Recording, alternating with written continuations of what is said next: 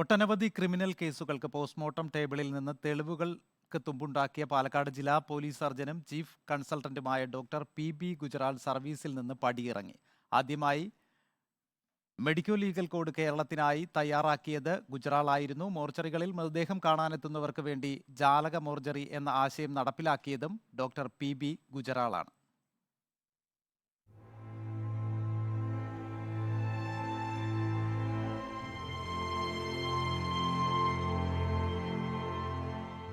പതിനാറായിരത്തിൽ പരം പോസ്റ്റ്മോർട്ടങ്ങൾ, 5000-ഓളം കേസുകളിൽ സാക്ഷിമൊഴി, ആയിരക്കണക്കിന് മെഡിക്കോ ലീഗൽ പരിശോധനകൾ. മരിച്ചവന്റെ നീതിക്കായി ആത്മാർത്ഥതയോടെ 30 വർഷങ്ങൾ പ്രവർത്തിച്ച സംതൃപ്തിയോടെയാണ് പാലക്കാട് ജില്ലാ ആശുപത്രിയിലെ police surgeon doctor P Gujral service അവസാനിപ്പിക്കുന്നത്.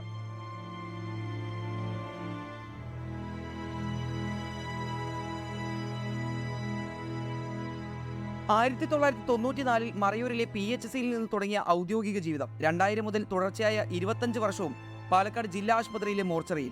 കരിയറിൽ ഒരിടത്തും പതറാത്ത ഗുജറാൾ തന്റെ മുന്നിലെത്തിയ ഓരോ മരിച്ചവന്റെയും നാവായിരുന്നു. ഒരുപാട് കാര്യങ്ങൾ ചെയ്യാൻ പറ്റിയിട്ടുണ്ട്. ഒരു സംതൃപ്തിയോടുകൂടി തന്നെയാണ് പടിയിറങ്ങുന്നത്. കാരണം കേരളത്തിലെ മെഡിക്കൽ ലീഗൽ സിസ്റ്റം എന്ന് പറയുന്നതിന് ഒരു ഏകരൂപമുണ്ടാക്കി.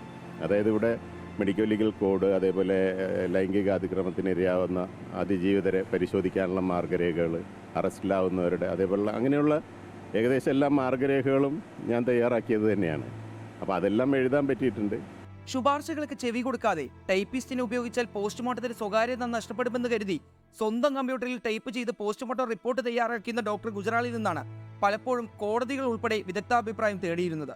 ജീവിക്കാനുള്ള അവകാശം നൽകുന്നതിനൊപ്പം തന്നെ ആ അവകാശം മരിച്ചതിന് ശേഷവും നിലനിൽക്കുന്നുണ്ട്.